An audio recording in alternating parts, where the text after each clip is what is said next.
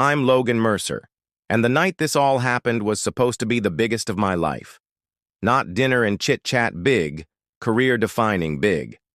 My father-in-law, Gregory Ashford, had arranged an introduction to his crown jewel client, Julian Maddox. Yes, that Julian Maddox, the unreachable billionaire who can tilt markets with a phone call. For weeks, Gregory drilled me like a coach before a title fight.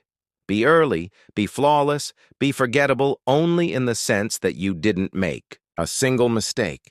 My wife, Harper, turned our bedroom into mission control.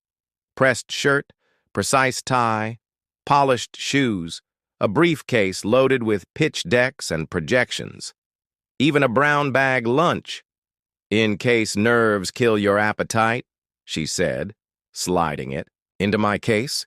I was dropped a few blocks from the Ashford estate to walk off the adrenaline. On a pocket park bench, I saw an older man shaking in a threadbare coat, coughing so hard it looked like his ribs hurt. Rational me said, "Keep walking. You're cutting it close." Human me stopped. I gave him the lunch. Then, because he was still shivering, I gave him my coat. He looked up with sharp blue eyes and a faint smile. "You'll be late," he said. "Sometimes it's worth it," I answered, and hurried on. 15 minutes late to the most important dinner of my career. Gregory opened the mansion door with a look that could freeze a furnace. 20 minutes Maddox has been waiting," he hissed. "Punctuality is respect." I started to explain. He cut me off. "Don't. Salvage what you can. And don't embarrass me." The butler swung open the dining room doors. Crystal, china, portraits of stern ancestors, and Harper halfway down the table, relief and worry mixing on her face.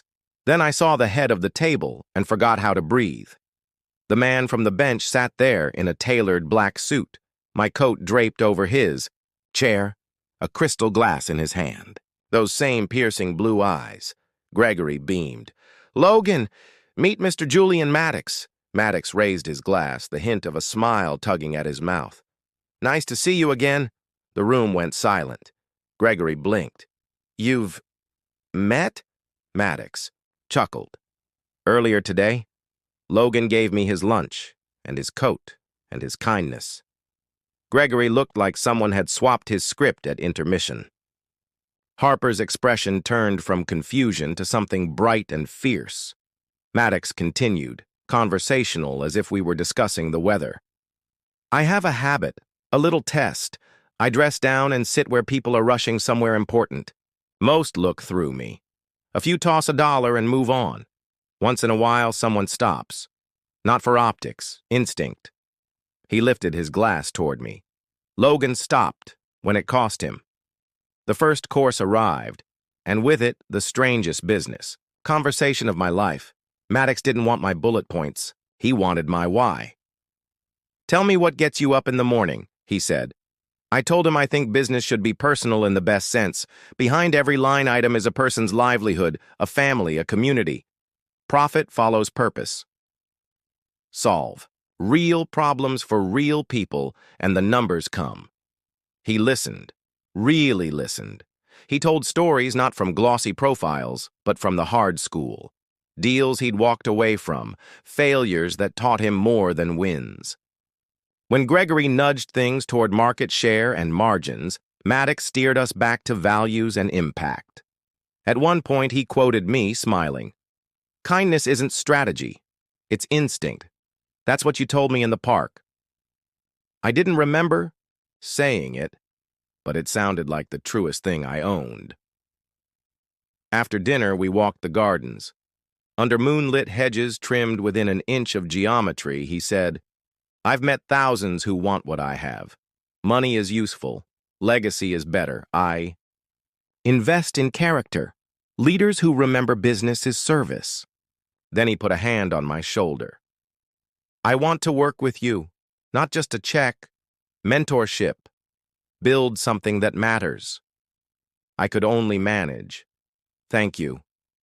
Back inside, the room's axis had shifted.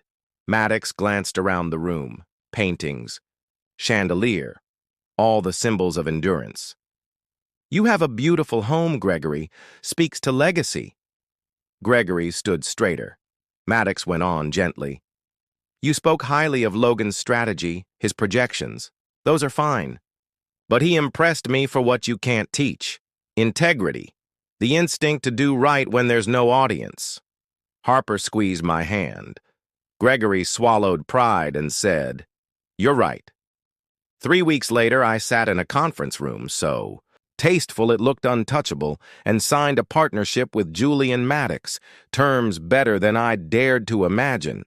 When I finished, he slid a familiar garment across the table.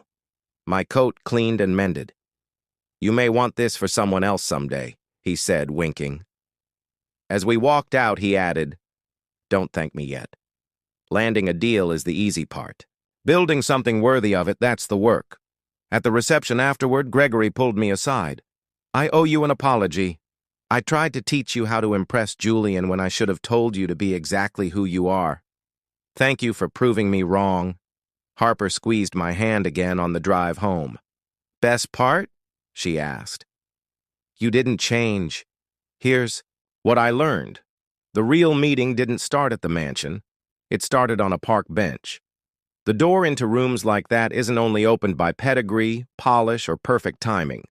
Sometimes it opens because when no one is keeping score, you act like the person you hope to be when they are. One small act, half a sandwich, a warm coat, a minute of eye contact, rerouted my future. But the point isn't that kindness pays.